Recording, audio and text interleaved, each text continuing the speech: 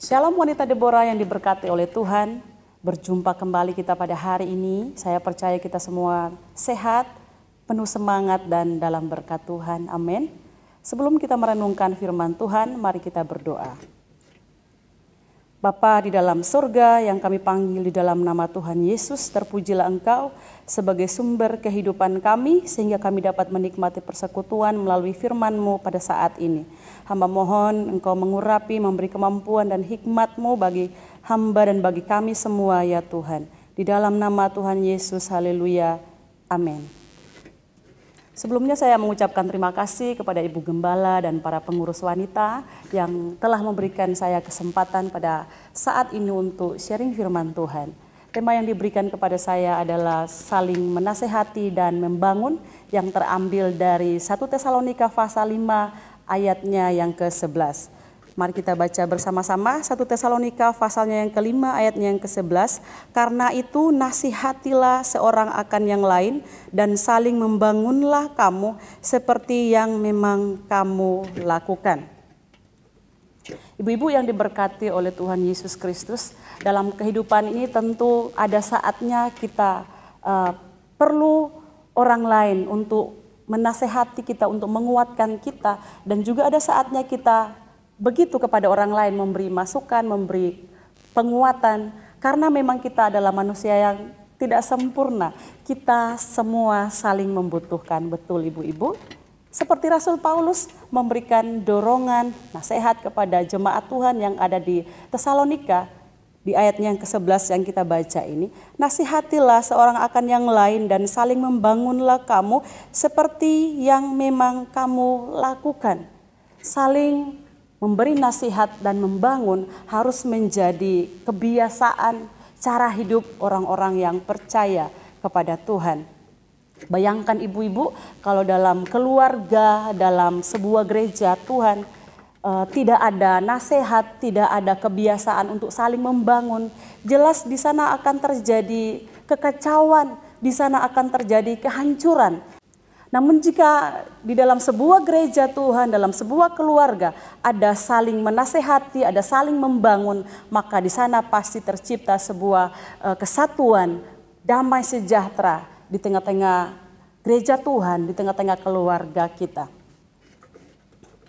Nah, mari kita akan melihat sikap apa yang harus kita lakukan sebagai orang percaya di dalam kita menasehati dan saling membangun satu dengan yang lain.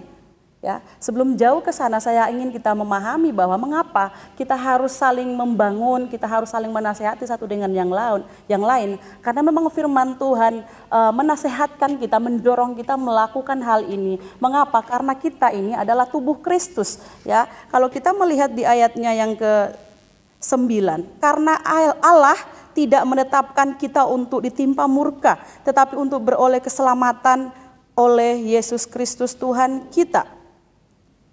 Karena Allah memanggil kita untuk memperoleh keselamatan di dalam Kristus Yesus, dan di ayat-ayat yang sebelumnya dikatakan bahwa kita ini adalah orang-orang siang, kita ini adalah anak-anak terang. Kita adalah orang-orang yang memang dipanggil Tuhan untuk melakukan hal yang baik dan benar. Dan salah satunya hal yang harus kita biasakan dalam kehidupan ini sebagai wanita Deborah adalah saling menasehati dan saling membangun. Nah, saya akan lanjut apa sikap yang harus kita ambil di dalam kita saling menasehati dan membangun. Kita akan melihat di ayat-ayat selanjutnya. Pada 1 Tesalonika ayat 5, pasal 5 ayatnya yang ke-12 dan 13 dikatakan begini.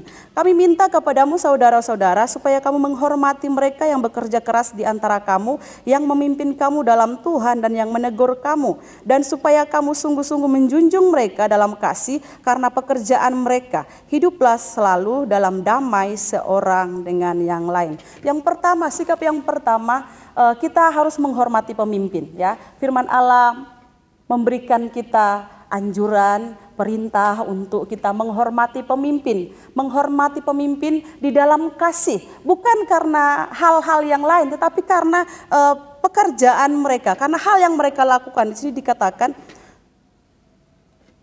hormati mereka yang bekerja keras di antara kamu, yang memimpin kamu dalam Tuhan dan yang menegur kamu. Jadi kita menghormati pemimpin karena ini adalah perintah Tuhan, karena pekerjaan mereka, karena apa yang mereka lakukan. Mereka yang senantiasa bekerja keras, yang memimpin kita di dalam Tuhan. Dalam gereja ini misalnya kita memiliki Bapak Ibu Gembala, mari kita menghormati, menghargai Bapak Ibu Gembala kita dengan kasih yang berasal daripada Tuhan. Ya, menghormati pemimpin berarti kita menghargai mereka di dalam kasih Tuhan. Tidak sama dengan menjilat. Kalau orang menjilat, dia akan senantiasa hanya baik di depan, tetapi dia tidak baik di belakang, bermuka dua. Dan orang yang menjilat dia pasti lelah di dalam hidupnya. Namun kalau orang yang menghormati pemimpin, dia akan senantiasa melakukan yang terbaik. Dalam dia bekerja, dalam dia melayani, dia akan melakukan yang terbaik. Entah itu dilihat pemimpin atau tidak, dia akan senantiasa melakukan yang terbaik. Ibu-ibu yang diberkati oleh Tuhan. Lalu yang kedua, apa yang seharusnya menjadi sikap kita sebagai orang percaya di dalam hal menasehati dan saling membangun? Yang kedua adalah memberi teguran. Pasal 5 ayatnya yang ke-14a dikatakan, kami juga menasihati kamu saudara-saudara, tegurlah mereka yang hidup dengan tidak tertib. Tegurlah mereka yang hidup dengan tidak tertib.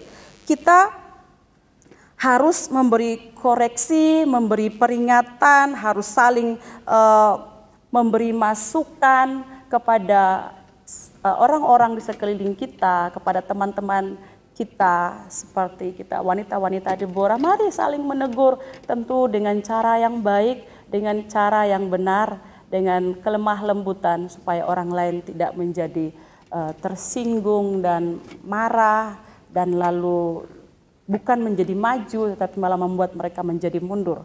Mari kita budayakan saling menegur di dalam kasih kepada Tuhan. Sebab ketika kita bisa saling menegur satu dengan yang lain, itu akan menolong kita untuk bertumbuh di dalam kedewasaan rohani kepada Tuhan.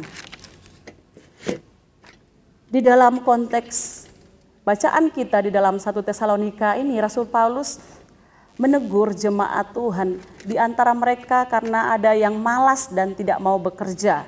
Ada jemaat Tuhan yang berpikir bahwa sebentar lagi Tuhan akan datang, dan akhirnya mereka berhenti dari pekerjaan mereka, lalu mereka menjadi malas-malasan dan akhirnya mengganggu komunitas mereka, mengganggu jemaat Tuhan yang lain. Nah, mari ibu-ibu yang diberkati oleh Tuhan, kita saling menegur, salah satunya dengan saling mengingatkan jika ada kekeliruan, jika ada dosa-dosa yang terjadi di antara sesama kita. Mari menegur dengan kasih, dengan tujuan untuk memperbaiki, bukan untuk menjatuhkan. Amin. Yang ketiga adalah menghibur dan menolong. Hiburlah mereka, masih di 1 Tesalonika pasal 5 ayatnya yang ke-14b, hiburlah mereka yang tawar hati, belalah mereka yang lemah. Ya, kita harus saling menghibur dan menolong. Siapa yang harus kita hibur dan kita tolong adalah orang-orang, adalah sesama kita yang ada dalam keterpurukan, yang sedang sedih, mungkin karena saudara-saudara mereka atau bagian keluarga mereka yang mereka kasihi dipanggil Tuhan, mereka menjadi terpuruk, sedih. Kita harus memberi penghiburan, kita harus menolong, memberi semangat kepada orang-orang di sekeliling kita, kepada jemaat Tuhan. Mungkin mereka yang sedang ada dalam beban hidup, mereka yang kecil hatinya, ya, ciliaten, ya, kita perlu memberikan dorongan, memberi penghiburan, memberikan semangat supaya mereka bangkit kembali dan mereka boleh mengalami pertumbuhan di dalam Tuhan. Mungkin di sekitar ibu-ibu ada orang-orang yang lemah secara fisik, ada orang-orang yang lemah secara finansial, ada orang-orang yang lemah karena sakit penyakit. Mari datangi mereka, beri dorongan, semangat, beri penghiburan supaya mereka boleh melihat kasih Kristus, pertolongan Tuhan melalui hidup kita. Yang keempat, di ayatnya yang sama dikatakan begini, sabarlah terhadap semua orang. Yang keempat, bersabar satu dengan yang lain. Kita tidak boleh memiliki prinsip bahwa kita harus saling balas apa yang dia lakukan kepadaku, aku akan lakukan juga kepadanya seperti demikian. Tidak ibu-ibu, kita adalah anak Tuhan. Kita harus bersabar satu dengan yang lain. Kita harus punya sikap untuk mengampuni satu dengan yang lain. Firman Allah berkata bahwa usahakanlah yang baik. Di sini dikatakan ya, perhatikanlah supaya jangan ada orang yang membalas jahat dengan jahat, tetapi usahakanlah senantiasa yang baik terhadap kamu masing-masing dan terhadap semua orang. Ibu-ibu yang diberkati oleh Tuhan Yesus Kristus, setiap kita tentu memiliki kemampuan dan waktu yang berbeda-beda dalam pertumbuhan rohani kita. Ada yang masih bayi rohani, kanak-kanak, dan ada yang sudah dewasa secara rohani. Maka mari kita memahami situasi ini ibu-ibu, bahwa mungkin kita berpikir kita orang yang sudah dewasa secara rohani, tetapi tidak bagi orang lain. Orang lain masih dalam perjuangan untuk terus bertumbuh di dalam Tuhan. Maka mari memiliki sikap yang saling sabar satu dengan yang lain, sehingga sebagai tubuh Kristus kita akan saling membangun, akan tercipta di sana kedamaian, tercipta kesatuan, sehingga Tuhan dipermuliakan melalui kehidupan kita. Amin ibu-ibu. Jadi pada hari ini perenungan kita adalah saling menasihati dan saling membangun. Ada 4 hal. Yang pertama adalah menghormati pemimpin, yang kedua memberi teguran, yang ketiga menghibur dan menolong, yang keempat bersabar satu dengan yang lain. Tuhan menolong kita dengan kekuatannya sehingga kita menjadi wanita-wanita Deborah yang terus bertumbuh karakternya di dalam Kristus Tuhan, sehingga Tuhan dipermuliakan. Amin. Mari kita berdoa. Tuhan Yesus, terima kasih untuk perenungan firman-Mu pada hari ini, bahwa kami adalah anak-anak Tuhan, anak-anak terang yang harus mencerminkan sikap hidup yang sesuai dengan firman Allah, yaitu saling menasihati dan membangun satu dengan yang lainnya. Tuhan menolong supaya kami dapat melakukan hal-hal yang membangun tubuh Kristus ke arah kedewasaan rohani, kesempurnaan dengan Engkau ya Tuhan. Kekuatan-Mu berlimpah-limpah bagi kami Bapa. Pada hari ini hamba-Mu berdoa, jika di antara kami yang sedang dalam kesulitan hidup, sakit, penyakit, Tuhan yang lemah imannya, Tuhan kuatkan dalam nama Yesus. Tuhan sembuhkan oleh karena kuasa darah-Mu dalam nama Yesus. Biar kami boleh mengalami kemenangan karena Tuhan. Terpujilah nama-Mu, kami jalani hari ini dengan penuh syukur karena kami tahu Tuhan yang memberikan kami kekuatan. Dalam nama Yesus, haleluya. Amin.